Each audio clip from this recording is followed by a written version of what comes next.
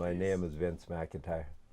I found this place by accident and decided to camp here with my girlfriend in 1979. She was a mountaineer. 30 years later, we're still here. This is the most at home I feel any place since I left the place I was born. This is where I decided in the world to settle down. When I think of home, I think of the little thatched house I was born in the west of Ireland. My father, he was a horseman, and I helped him when I was like 10 years old and stuff. Learned to drive horses. Just push the machine ahead. Don't try to pull that ring back. It won't do you no good. Just because you got that. Okay, let him go. There's no knot, and take the knot out. Yeah. Easy. I think it's a lesson riding the horses. It keeps you humble, because you know, with a tractor, people get on a big machine and they have that power. But with a horse, you have to be polite. You have to ask them. You have to get their willingness and attention.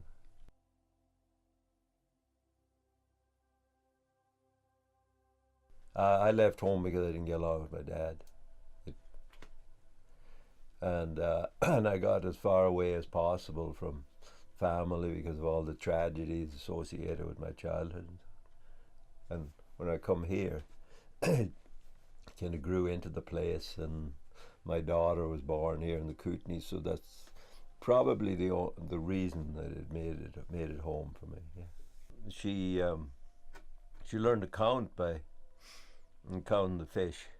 I'd go out at 4:30 in the morning fishing, and I'd put her asleep in the bow of the boat, and wake her up by tickling her nose with the tail. I spent a lot of my time in them good years where, yeah, I was depressed about stuff, and realizing that I'm helpless. If I don't have a tree planting job, what am I going to do? I'm getting too old for it, and I don't believe in it. When I started growing food, I come to realize that this is really important. What motivates me is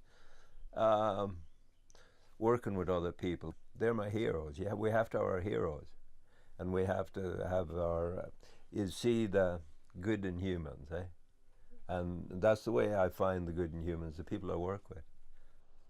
I've always kind of pushed myself, you know, pretty hard, and I've always believed in doing things by hand. And I'd like to do more woodworking. I'd like to learn more. I like steaming and bending, and I rebuilt old boats one time and put new ribs and stuff. And I like working with wood. That's you can see the kind of stuff I do. It's labor and it's slow, but I'd like to do a lot more. And it's physically demanding.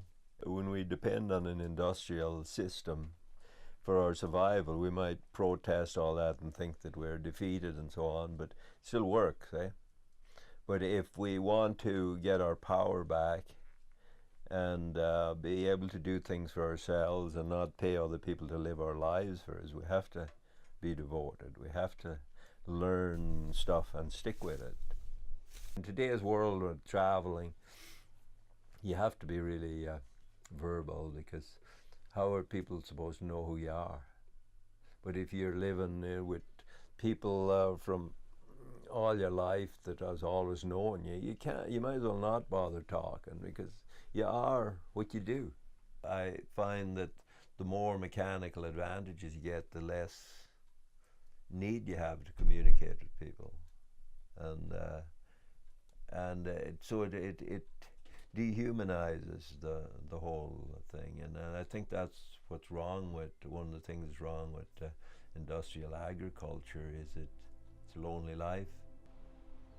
I'm not going to get old gracefully. My favorite poem about getting old and going down hard is Dylan Thomas. His Rage Against the Dying of the Light. That you don't want You don't want to get old. You don't want to die.